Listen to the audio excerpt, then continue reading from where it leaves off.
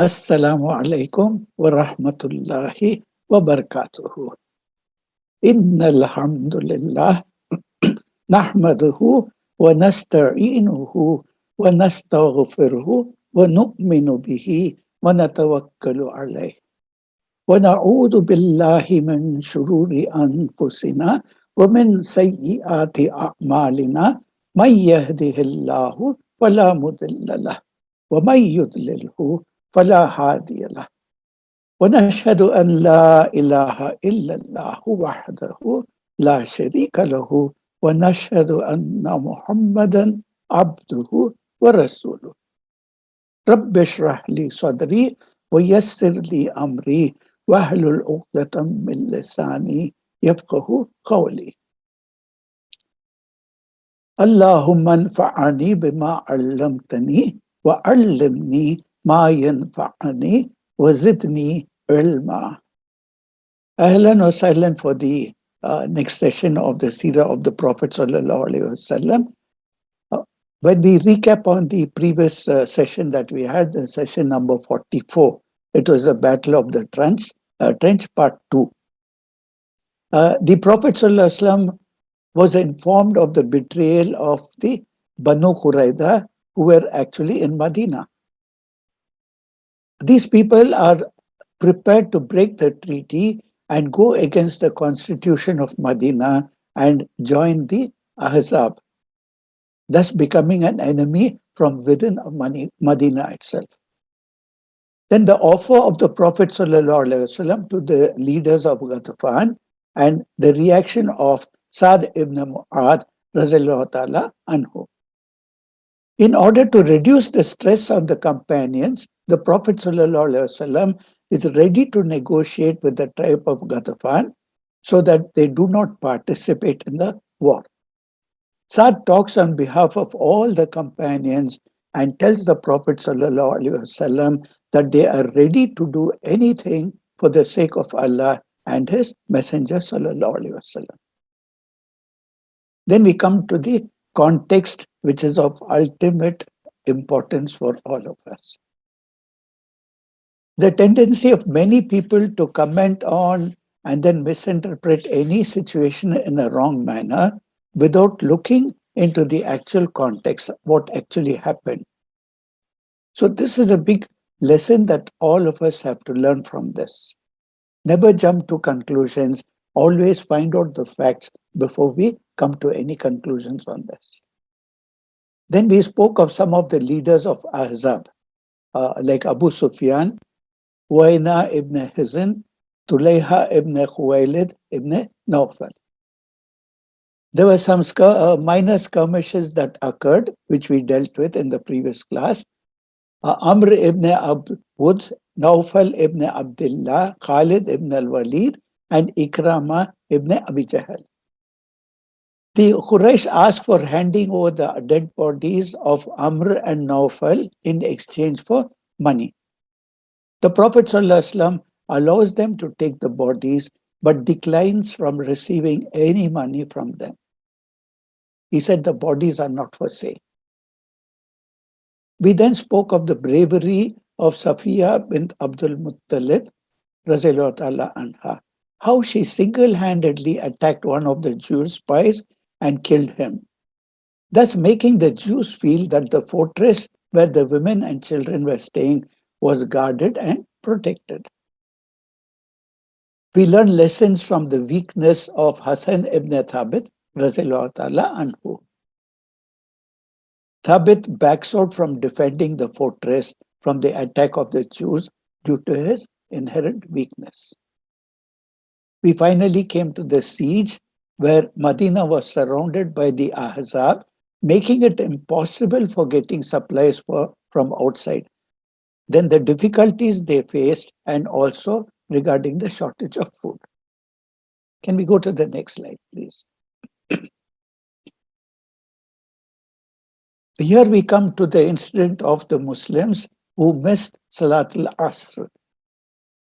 Ibn Ishaq, Ibn Kathir, and other scholars of the Seerah stated that during the period that the Mushrikun had laid siege to Medina, at one particular point, they employed a strategy, a certain strategy, where what they did was they spread out into small groups all along the length of the trench. And can you imagine, it was about 5.5 kilometers, as I had mentioned earlier. So the Mushrikun launched their offensive shortly after that, once they planned it. And this was after the Muslims had prayed the Zuhr Salah. They kept on firing their arrows and trying to get their fighters through the trench. This was their coordinated strategy so that the Muslims also will start spreading along the trench and the number of them will become thin, and this would allow the Mushrikun to cross the trench. The Prophet ﷺ told the Muslims to spread out and do what was necessary to defend themselves. The Mushrikun kept this offense non-stop throughout the afternoon until the sun had finally set. They had no time to rest at all. Once the sun set and night had come, the Mushrikun were tired and exhausted, and they finally retreated. This allowed the Muslims to finally relax a little.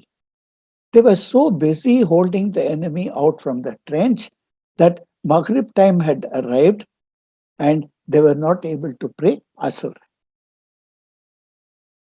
You will recall the question arises, if Salatul Khawf was already revealed, then why didn't they pray Salatul Khawf? The majority opinion of the Sira scholars is that indeed this ayah of Salatul Khawf was revealed, but they were so preoccupied that it was a genuine moment where they literally forgot about Asr Salah. And there are many ahadiths that suggest the same thing. The Prophet ﷺ, of course, never intentionally missed any Salah. Umar ibn al-Khattab, anhu, he went to the Prophet ﷺ after the sun had set, and he was just cursing the enemy forces. He said, Ya Rasulullah sallallahu alayhi wasallam, I was trying to pray, but I wasn't able to pray before the sunset. The Prophet ﷺ said, I haven't prayed either. Ya Umar, but don't worry, we are all in this together.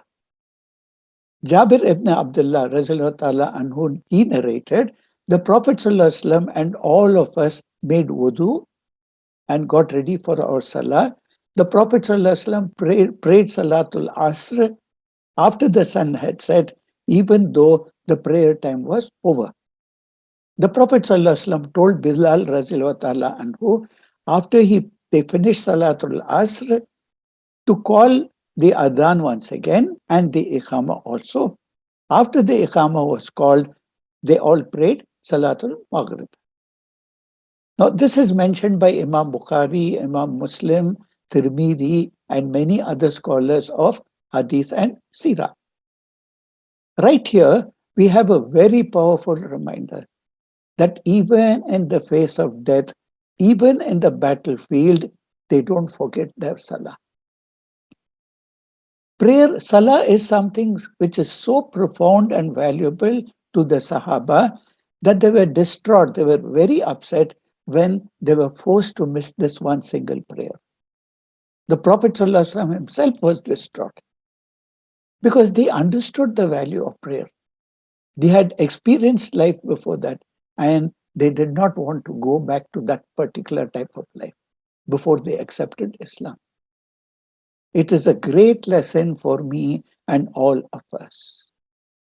Look, we are in much, much better situations, better circumstances, and yet, unfortunately, many of us take the salah very lightly.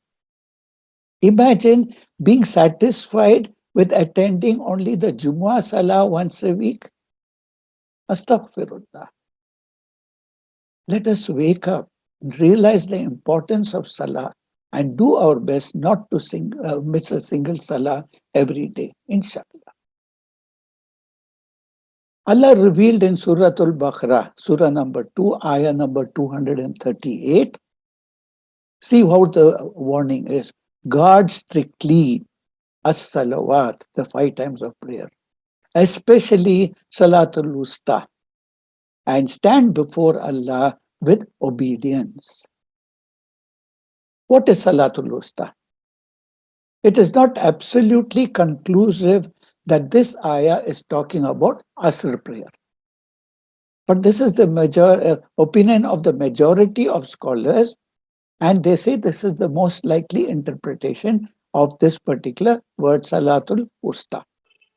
The question still remains, why didn't Allah just say carefully and diligently watch over the prayers, especially the Asr prayer? This is a test from Allah for us. How we are going to be obedient to that, and to what extent we will follow the directions that are given by the Prophet ﷺ. In a hadith, the Prophet ﷺ said, someone who ends up missing the Asr prayer, it should be a tragedy for that person. It is like losing your wealth or losing a family member. In another hadith, the Prophet ﷺ said, whoever prays the two cooler prayers, that is Fajr and Asr, that person will enter Jannah. We see that the Prophet ﷺ has made a very strong emphasis on the Asr prayers in other narrations also. So based on this hadith, the scholars such as Imam al-Shafi, Ibn Kathir and others say that the term Salatul Wusta in the ayah I referred above refers to Salatul Asr. What the hadith is saying is that if you have the awareness and discipline to lock down on the Asr Salah, Fajr and Asr Salah especially, then your Duhar, Maghrib and Isha Salahs will fall into place. Again, since there are days for the Muslim as per the Hijri calendar begins from Maghrib, some scholars say that the middle prayer is Fajr and not Asr. Allah knows best. But we should not get into controversies over this and insist that a particular point of view only is correct. Don't push it down the throat of everybody. Our sincerity towards Allah is as an individual, not as a group. So let us seek Allah's guidance in whatever we do.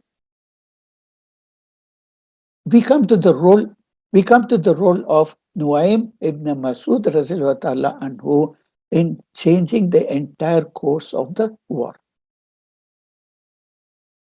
During the siege, what happened was, suddenly out of the blue, a man walked into the camp of the Muslims. His name was Nuaym ibn Masud, and he was from the tribe of Ghatafan. He came to the Prophet ﷺ and said, I have accepted Islam. Now you tell me to do whatever you want me to do. Nuaym ibn Masud anhu was one that Allah used to shift the entire situation. He wasn't a Makki, he wasn't a Madani, we don't know much about him. His first mention in the Sirah was in the 4th year of Hijrah. He was a pagan at that time and was of the elite, though he was not the chief. Nuaym went to Makkah for a business trip. He had a good relationship with Abu Sufyan. At that time, Abu Sufyan told him, I need to use you for something. We had made a promise with Muhammad that we would meet at Badr. That's the second battle of Badr. Abu Sufyan said, but this year we cannot go. The crops have been bad, business hasn't done well. So you go to Muhammad sallallahu alaihi wasallam and convince him not to go to Badr, so that it would appear to everybody that the Prophet sallallahu alaihi wasallam didn't come and they would not refer to the Quraysh army. He wanted Nuaym to paint a false picture so that the people would hear that the Prophet ﷺ never showed up for the war. As a result of which, the victory will be that of the Quraysh. And Nuaym agreed for this, and he was given a very big fortune for this particular thing. He went to the Prophet ﷺ at Medina and tried to scare the Prophet ﷺ so that the Muslims don't show up. by saying he saw a massive army of Quraysh marching towards Badr. But then the Prophet ﷺ said, Wallahi, I will go and fight them even if I am alone. This is the first and major exposure that Nuaym had to the Prophet ﷺ. The second was probably around the late fourth year of Hijrah, or probably the fifth year. The Prophet ﷺ made a treaty with the sub-tribe of Nuaym regarding the interception of the caravans of the Quraysh as they passed through that particular place. It appears that these interactions impressed Nuaym to such an extent, he saw the bravery and the truthfulness of the Prophet ﷺ, and he also interacted with the Muslims in Medina to the extent that Islam became very dear to him and he reverted to Islam. The next time he was able to interact with the Prophet ﷺ was as a secret Muslim, as we just see now. He was the only Muslim of his entire tribe of Ghatafan. In Surah At-Talaq, Surah number 65, Ayah number 2 and 3, the last part of Ayah 2 reads, and whosoever fears Allah and keeps his duty to him, he will make a way for him to get out of every difficulty. Ayah 3 reads, and he will provide him from sources he never could imagine. And whosoever puts his trust in Allah, then he will suffice him. Verily, Allah will accomplish his purpose. Indeed, Allah has set a measure for all things. Look at the assurance that is given by Allah. We now continue with Nuaym. When he came in to meet the Prophet ﷺ, at that time, he offered his services against the allied army. The Prophet ﷺ said, you are just one person, but then go back and do anything you can think to protect us. So Nuaym said, O Messenger of Allah sallallahu alaihi wasallam, do you allow me to say anything? The Prophet sallallahu alaihi wasallam said, what is khida? War is khida. What is khida? It is tricks and deceit. Let us find what is khida versus what is khiyana. The Arabic word khida, it is not khiyana. Khida is trick, deceit, and making some rules, some excuses. It is not khiyana, which is treachery, betrayal, treason, etc. Islam allows khida during the times of genuine war. And frankly, you will notice practically all the nations do this. This is how war around the world works. Islam never allows khiyana. Don't be treacherous. Don't betray. Khiyana means you make a promise, but you know you're going to break it. Or you sign a treaty and then tearing it up. Or to stab someone in the back after you swear to him you wouldn't stab him in the back. All this is haram. Whereas khida is only deceit, a simple deceit. You're not promising anything. You're just using some tactics and giving some illusions. Can we have the next slide, please? What did Nuaym do? He did three things. Now, just imagine for a while how Allah's plan has worked out. A person from the enemy allied forces, imagine he walks out and he starts the process of breaking up the Ahzab. First, we go to his talk with Banu Qurayza. He goes to Banu Qurayza.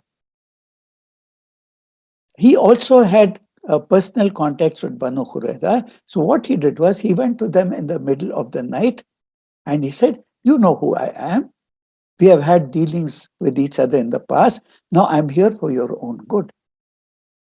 This land is your land. This wealth is your wealth. And this property is your property. Look, you run a risk of losing all that if things don't work out in your favor. because you have broken the treaty.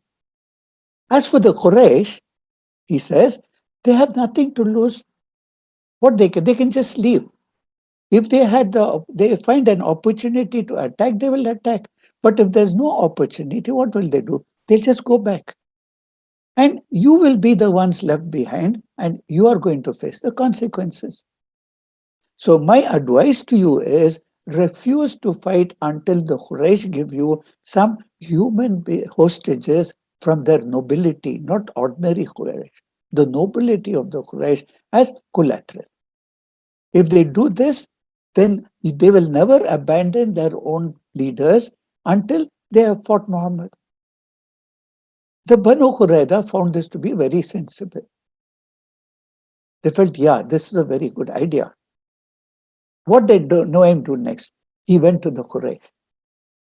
He then went to the Quraysh the next morning and told Abu Sufyan, you know my status amongst my people, and you also know who I am.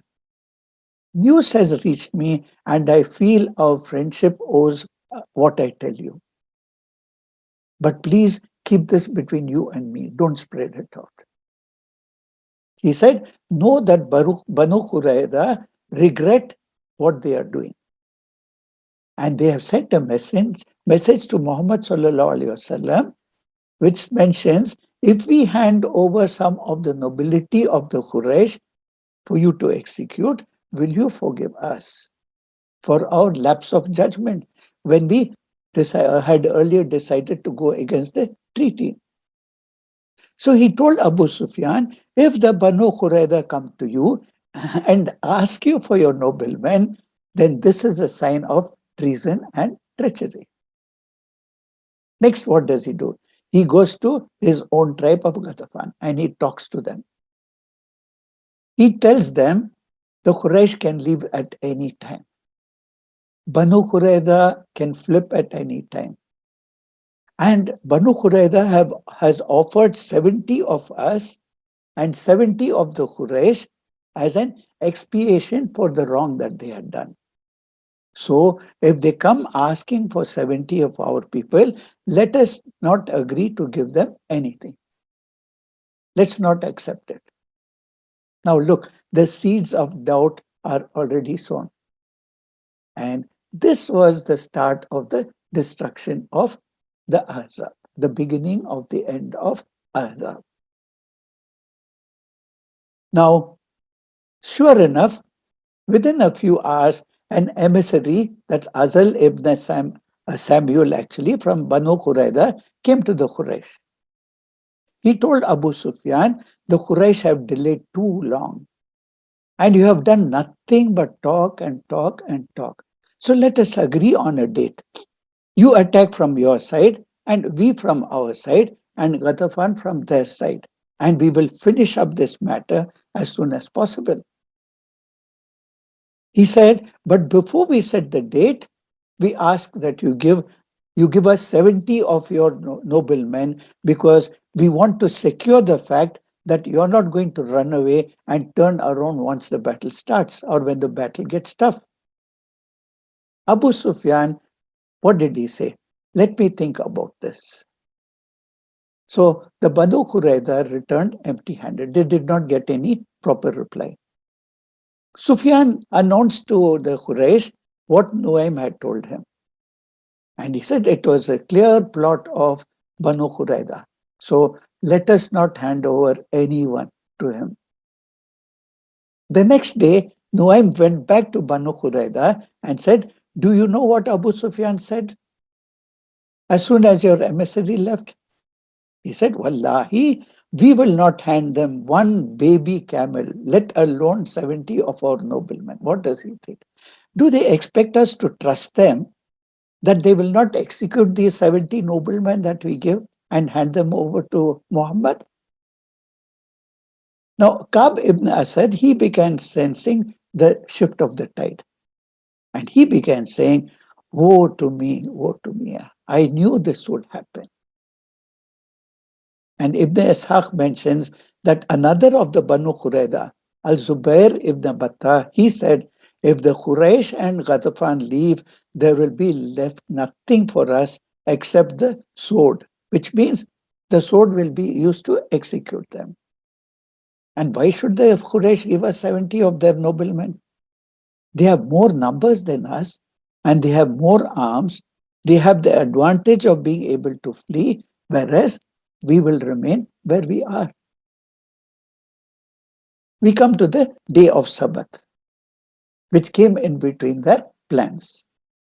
Abu Sufyan was so agitated and feeling so perturbed, he said that if the Banu Qurayza flips, this means they and the Muslims are going to attack us as a surprise attack. So he said, we are not going to let this happen. Let us make an ultimatum. We are all going to attack tomorrow morning. So he sent a high-level delegation led by Ikrimah ibn Abi Jahl to the Banu Qurayza and demanded that tomorrow morning the Ahzab and the Banu Qurayza will attack the Muslims. But Allah willed something else. They came to Banu Qurayza late in Friday afternoon. The next day was Saturday when they were supposed to have the attack. And the next day, Saturday, was also the Sabbath day of the Jews. The Jews are not allowed to do anything on Saturday aside from resting and worshipping. But then the Quraysh were completely unaware of this custom of the Jews. So when the Jews said, tomorrow is Saturday, we cannot fight on a Saturday, allow us some time. Let us do it on a Sunday. The Quraysh reacted, what do you need time for? What do you want to delay for 24 hours? Just enough time for you to tell Muhammad and then come back with reinforcements against us? And on top of all this, Ka'b ibn Asad said, even on Sunday, we will not attack you, we will not attack the Muslims by joining you until you hand over 70 of your noblemen. He was not budging. So Ikrimah went back all totally, utterly confused and told Abu Sufyan. What did he say? They have betrayed us. They say tomorrow is a day and they don't work or fight. Abu Sufyan flew into a rage. He got very upset. And it so happened that Huay ibn Akhtab was with the Makkans at that time. So he called this Huay and demanded an explanation. What is this thing you call Sabbath? And then Huay explained to him what is Sabbath was. Abu Sufyan retorted, what is Sabbath, Saturday, except a day that comes between Friday and Sunday? So what's so great on the Saturday? So Huay was adamant that they can't do anything on a Saturday. Abu Sufyan said, by Al-Lat and Al-Uzza, this is your treachery. He could not believe that there is such a day as Sabbath. Huay panicked. He quietly went to Banu Qurayza and he begged them to break the Sabbath for one time and to join the allied forces in the fight on Saturday. But then Ka'b ibn Asad got all the more angry. He said, how dare you tell us to break the Sabbath? You're supposed to observe it with us. Go ahead and break it in order if you want to fight the enemy. Wallahi, even if we are killed, we are not going to break the Sabbath. And technically, Ka'b was right in what he said. The Sabbath is a part of their Sharia, and it is one of the biggest commandments, one of out of the 10 that Allah gave to them. If you go to Surah Al-Nahl, Surah number 16, ayah number 124, the Sabbath was only prescribed for those who differed concerning it. And verily, your Lord will judge between them on the day of resurrection about that wherein they used to differ. So deep down inside, he was a religious man. He could not even think of breaking the Sabbath and then expecting that they would be victorious in the war. Huay, on the other hand, was willing to break the Sabbath. Why? Out of his hatred for the Prophet ﷺ. But he was at the same time so scared of the consequences of Abu Sufyan, he decided that he will not go back to the Quraysh. He was too afraid of that. So what did he do? He remained with the Banu Qurayza in their fortress. Now we come to the worst weather and the role of Hudayfa ibn al-Yaman Razilullah Ta'ala. Just imagine that Friday night turned out to be the worst night in terms of weather. Thunderstorm clouds began gathering, freezing cold winds gusting through the city, and according to some of the Sahaba, it was the worst night of their lives in terms of the weather. On that very night, the Prophet ﷺ asked for a volunteer to go and spy on the Quraysh and find out what's happening with them. And here we have another famous companion, Hudayfa Razilullah Ta'ala Anhu. Remember, I want you to recall, he was the keeper of the secrets of the Prophet Sallallahu Alaihi Wasallam. He knew the names of the hypocrites. Now he is playing another incredibly important role, brave and important role. Again, I want you all to remember, his father Al-Yaman was killed accidentally in the Battle of Uhud, and Hudayfa Razilullah Ta'ala Anhu, in his generosity, forgave not only the killers, but gave them back the blood money.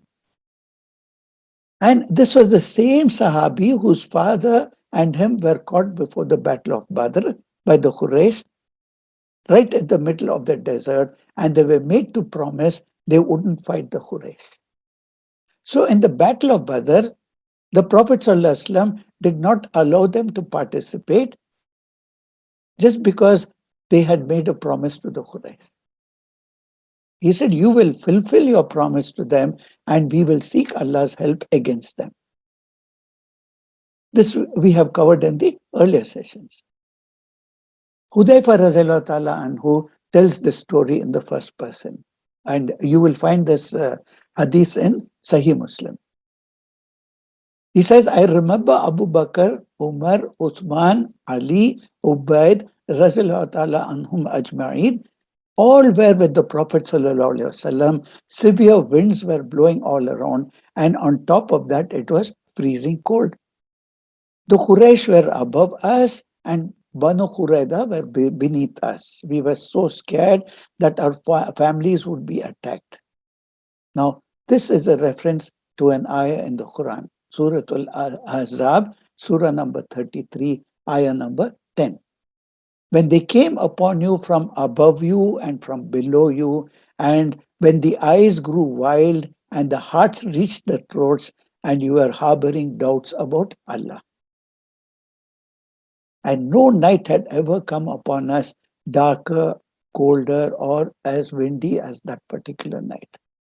The wind itself sounded like thunder.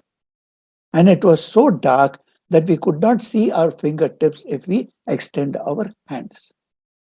Imagine that night. It has been a whole month of siege. They were cold, they were hungry and fearful for their families, the despair and the tiredness that they were in. Then Hudayfa Razilullah Ta'ala Anhu, he said, on that night, the Prophet ﷺ stood up and he said, who is there who shall bring me news of the enemy?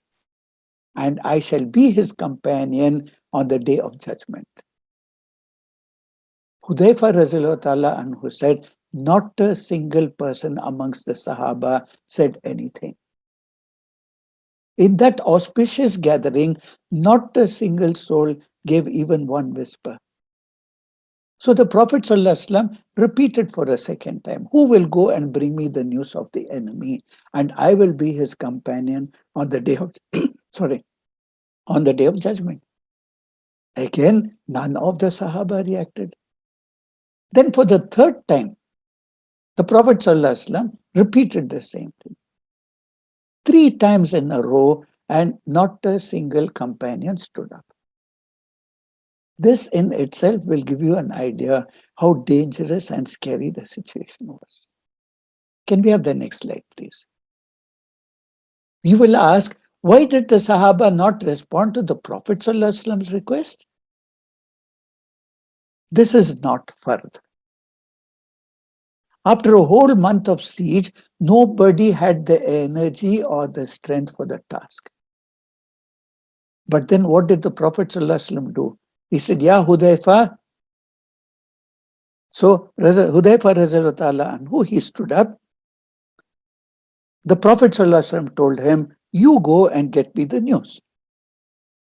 From this, Hudayfa anhu said, now that he has mentioned me by name, I had to go. It becomes fard on him. This shows us many things. The direness of the situation, how difficult it is. Next, the honesty and the modesty of Hudayfa anhu, he tells the story as it is. He didn't add any words or some such thing to put himself into a positive light. He said, I had no choice but to go. And in this honesty, we see his true status. There isn't a single witness there to correct him, but he still tells the story exactly as it happened. We now come to the difference between mustahab and wajib, which came out of the above incident. When the Prophet ﷺ said, who will go? The Sahaba understood it was a mustahab. It's just a request. It's not a fard. It's not a commandment. But when he commanded Hudayfa radiallahu ta'ala anhu by name, he understood that it was wajib for him to go. The fadila, the virtue of Hudayfa radiallahu ta'ala anhu, out of all the Sahaba, the Prophet ﷺ chose him. Why? There was a wisdom behind it. The Prophet ﷺ knew his men very well. He knew which Sahaba would be best for which task. And obviously, he cannot send a Qurayshi like Abu Bakr or Umar or Uthman or Ali, anhum ajma'in. He has to send someone that the Quraysh don't recognize. And Hudayfa, he didn't fight in the Battle of Badr, so the Quraysh don't know him. Just look at the wisdom of Allah. How Allah subhanahu wa ta'ala made it such that Hudayfa radiallahu ta'ala anhu did not participate in Badr. Allah's plan for Hudayfa when he would be most beneficial to the Prophet sallallahu alaihi wasallam. This is how Allah subhanahu wa ta'ala through his wisdom made these incidents happen. In the same manner, in our own personal lives, what happens is we often find certain things happening or not happening when we least expect it. But later you will find that the same incident turns out in our favor. This is Allah's plan. This we can realize and accept provided we trust Allah subhanahu wa ta'ala and we are patient, sabr. It's a very beautiful lesson for us. We break down so easily at any incident that takes place without having that trust in Allah and being patient enough to see what Allah has ahead for us. So, Hudayfa radiallahu ta'ala anhu, he stood up, shivering and trembling, cold, scared. So the Prophet sallallahu alaihi wasallam made a dua for him. What was the dua? Oh Allah, protect him from front, protect him from behind, and from his right, and from his left, and from the top and below. And when narrating the story, Hudayfa radiallahu ta'ala anhu said, after this dua, every fear that I felt disappeared from my heart. He walked into the darkness through the howling wind. Only Allah subhanahu wa ta'ala knows how he managed it. Until what happened, he found the campsite of the Quraysh. He quietly made his way through the crowd until he said, I saw the back of one that looked like a leader. And I figured out he was Abu Sufyan. He had never seen Abu Sufyan before. And he said he had a clear shot of Abu Sufyan. He was so close that he could have easily attacked Abu Sufyan. And he was about to take his arrow and shoot him, but then he remembered the commandment of the Prophet sallallahu alaihi wasallam. to be discreet. Hide yourself from them. Don't expose yourself. So he stopped, sat down, and continued finding out what's happening. After a while, Abu Sufyan spoke and said, I'm about to say something, so let everyone amongst you verify the person next to him that he is trustworthy. That is one of our tribe. It was dark, nobody could see anyone else. So he wanted to make sure that it is his group, that is the Quraysh. How did Hudayfa Radiallahu Ta'ala anhu react when the Quraysh were checking the identities? Look at his quick thinking. He jumped on the man next to him, held him by his hand, and said, Who are you? He intimidated the man to such an extent with an aura of authority that man told him who he was. He identified himself. Then Hudayfa Radiallahu Ta'ala anhu jumped on the man on his left, held him by his hand, and again said, Who are you? And the man told him who he was. In this process, Hudayfa Radiallahu Ta'ala anhu did not tell them who he was. Look, this is simple psychology. You scare the ones next to you, they wouldn't dare ask you the question. He intimidated the people around him with such confidence and authority that no one suspected him. Where did all this confidence come to him at such a time? It was the dua of the Prophet ﷺ. The Quraysh decided to leave. Abu Sufyan stood up and said, Oh my people, we are not here in our houses, nor can we remain here forever. Our animals have perished, our horses are tired, and Banu Qurayza have betrayed us. In his eyes, this fancy tale that they cannot fight on a Saturday, he found it very absurd and clearly an act of betrayal. He continued, Now you see this wind, how it is harming us. Neither can we keep a pot on our fires, and even the fires are not there now. We can't even light the fires. Subhanallah, the pots themselves were being turned upside down due to the wind. It was a terrible windstorm. And when you have such a windstorm in the middle of the desert, it includes a sandstorm. So Abu Sufyan said, You can see how the wind is harming us. We don't even have a house to protect us. So I think we should all return. And whatever you say, I am returning anyway. Abu Sufyan had given up. He went to his camel, jumped on it, untied it, and started moving the camel. He just left. So the entire Quraysh left with him. Hudayfa Radiallahu Ta'ala anhu said, I had another clear shot of Abu Sufyan because Abu Sufyan was totally defenseless. But again, I remembered the Prophet ﷺ and I let him go. We come to the message of the angels to the Prophet ﷺ. With this news, Hudayfa Radiallahu Ta'ala anhu returned back to the Prophet ﷺ. Al-Bayhaqi says, when Hudayfa Radiallahu Ta'ala anhu was returning back, he found in the middle of nowhere 20 horsemen coming towards him. They were turbaned and their faces were covered. They told him, Go tell your companion, the Prophet ﷺ, that we have done our job of fighting for him. These were the angels. Hudayfa Radiallahu Ta'ala anhu returned to the camp.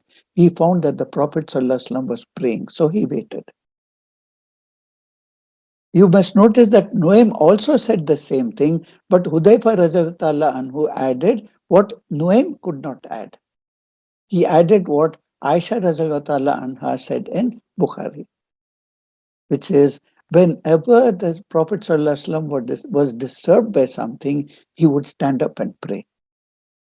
Hudayfa Radiallahu Ta'ala anhu said, I was shivering in the cold. The Prophet ﷺ was wearing a blanket, something equivalent to a comforter. And when he saw my state, he mentioned to me to come into the blanket. So I came and sat at his foot until he finished his salah.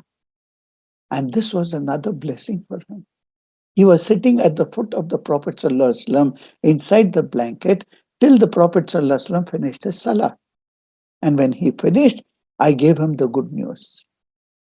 And at this, Allah subhanahu wa ta'ala revealed Suratul Ahzab, Surah number 33, ayah number 9. O you who believe, remember Allah's favor to you when there came against you hosts, and we sent against them a wind and forces that you saw not. These forces are nothing but the angels. So during the battle of Al Ahzab, and Allah is ever all seer of what you do. Can you have the next slide, please? The effect of the windstorm. What was the Prophet ﷺ doing standing there? We learn from Sahih al-Bukhari, Musnad Imam Ahmad, and other books that he was standing there making dua against the people of Ahzab. We have some of these duas narrated to us. Of them, Bukhari and Muslim reports that on the night of Al-Ahzab, the Prophet ﷺ made dua to Allah. O Allah, the one who has revealed the book, the one who is quick in retribution, O Allah, destroy the Ahzab. O Allah, shake the ground from under them. In another hadith, we learn that one of the Sahaba, Abdullah ibn Abi Awfa, he wrote to the Sahaba who were fighting the Khawraj much later, 30 years later. And he told them that in one of the battles that the Prophet ﷺ fought, referring to the Ahzab, he waited after the sun had set. Then he stood up and said to the people, O people, don't wish to meet the enemy. But if you're forced to fight, then be patient and know that Jannah is under the shade of the swords. And then the Prophet ﷺ made the dua, O Allah, the one who has sent the book down, the one who moves the clouds, the one who destroys the Ahzab, destroy them and help us against them. Ibn Ishaq and other books mention not a single tent of the Ghatafan and the Quraysh was left standing. Not a single pot remained there, and not a single fire was kindled again.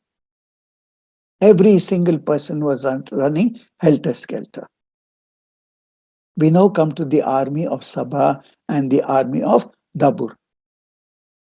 It's a very interesting point here. In a hadith, the Prophet ﷺ had said, Allah has helped me with the wind of Sabah and Ad. With the wind of Sabah and Ad, which was destroyed by Allah has helped me with the wind of Sabah. That's one part. And Ad was destroyed by the wind of Dabur. Ad is that one of the earlier civilizations. This shows us that of the armies of Allah, there are different armies of the winds also. There's an army of the wind called Sabah and another army called Dabur. There may be many more armies of winds, but we know of these two. Ibn Hajar comments that Sabah was that beautiful wind that carried the scent of Yusuf alayhi salam to Yaqub alayhi salam. And it is this wind that gathered together all the clouds to bring the rain. So it is generally a wind of mercy. And it is said to come from the east. Whereas Dabur is a much harsher wind than Sabah, and it comes from the west. When Allah subhanahu wa ta'ala knew the concern of the Prophet sallallahu alaihi wasallam, what he had for his people, and he wanted all of them to embrace Islam, he sent them the Sabah and not the Dabur. Why am I mentioning all this? You will find that after these winds were blown, after this wind was blown, and the Quraysh and Ghatafan evacuated the place, they were forced to leave the place. Not a single one of them were destroyed. There was not a single casualty. All went back safely. Sabah did not kill anyone amongst them. Because Allah knew our Prophet ﷺ's love for his people. And eventually, as we will see many years later, in the Sirah itself, the same Quraysh and the same Ghatafan and the same Ahzab, the bulk of them were guided to Islam. Had Allah sent the Dabur at that time, they would not have been guided at all. because they would have been completely destroyed. This shows us the mercy of Allah subhanahu wa ta'ala. So, what was the final outcome of the battle? The Quraysh returned home having gained absolutely nothing. Again, they were humiliated and disgraced in a manner which is unparalleled in Arabian history. Imagine 10,000 strong, yet they were not able to attack the Muslims, much less cause some bloodshed or anything. Not even killing 10 people. And even those who were killed were miscellaneous from here and there. And in return, they were all routed. Never again will they attack the Muslims. Just listen. Our Prophet ﷺ said, it's recorded in Musnad Imam Ahmad, he said, now we are going to launch an attack. They are not ever going to launch an attack against us. This was the last attack that was launched by the disbelievers. What did Allah use for victory in this battle? One is the Iman of the Muslims and the dua of the Prophet ﷺ. And Allah subhanahu wa ta'ala spared them from the actual fighting. If you go to Surah Al-Ahzab, Surah number 33, Ayah 25. And Allah drove back those who disbelieved in their rage. They gained no advantage. Allah sufficed for the believers in the fighting. And Allah is ever all strong, almighty. The Muslims didn't have to do anything other than prove their Iman and trust in Allah subhanahu wa ta'ala. And when they proved their Iman and trust, Allah was sufficient for them. He gave them all that they needed. If you go to Surah Talaq, Surah number 65, ayahs number 2 and 3, then when they were about to fulfill their term appointed, either take them back in a good manner or part with them in a good manner, and take for witness just 2 persons from amongst you, the Muslims, and establish the witness for Allah. That will be an admonition given to him who believes in Allah and the last day. And whosoever fears Allah and keeps his duty to him, Allah will make a way for him to get out of every difficulty. And he will provide for him from sources he never could have imagined. And whosoever puts his trust in Allah, then Allah will suffice for him. And verily, Allah will accomplish his purpose. Indeed, Allah has set a measure for all things. The next is that Nuaym ibn Masud. He was an amazing person. There's no one similar to him. Ghatafan, who has a friendship with Ka'b ibn Asad of Banu Qurayza, who has a trust with Abu Sufyan and has interacted with the Prophet ﷺ a few times in a neutral manner. That was before he embraced Islam. And then what happens? Out of nowhere, Allah throws him into this particular thing. And look at the role he plays in breaking up the Al-Ahzab. You'll find this in Surah Ali Imran, Surah number 3, ayah number 160. If Allah helps you, none can overcome you. And if he forsakes you, who is there after him that can help you? And in Allah alone, let the believers put their trust. And then it was the ignorance of the Quraysh about the Sabbath. They did not know anything about the Sabbath. Imagine Abu Sufyan says, what is Saturday except a day between Friday and Sunday? So he thought the Jews were misleading him. This long drawn siege lasted for 25 days nearly.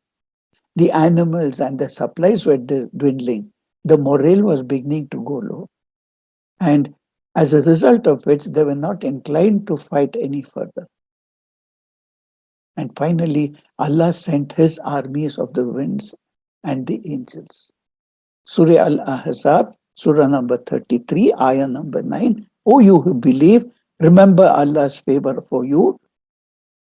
When there came against you hosts, and we sent against them a wind and forces that you saw not. And Allah is ever all seer of what you do. Now, that was the end of the Ahzab.